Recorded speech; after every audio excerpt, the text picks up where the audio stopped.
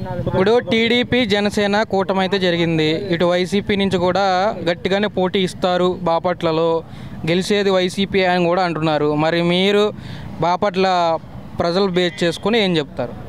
బాపట్ల నరేంద్ర గారు అడ్డ 10 నుంచి 30,000 ఓట్ల మెజార్టీతో నరేంద్ర వరమరాజు గారు గెలుస్తున్నాడు.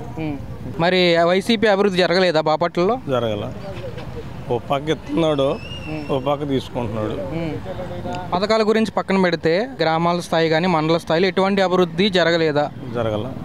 జరగలేదు, ఏమీ జరగల. ఒక రోడ్ అసలు మొత్తం గుంటలే.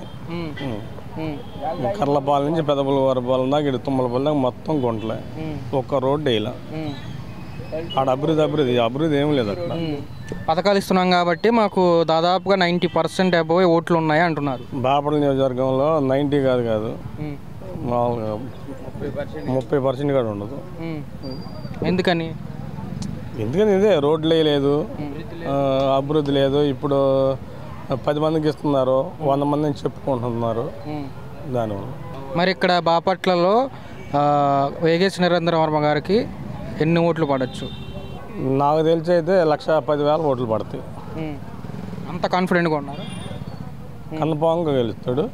మెజార్టీ కూడా 10 నుంచి 30,000 మెజార్టీ వచ్చింది. ఎందుకు కావాలి వేగేసి నరేంద్ర వర్మ గారే? ఎందుకు కావాలి అంటే బాపట్ల నియోజకవర్గంలో అంత మంచి పనులు చేస్తున్నాడు ఆయన.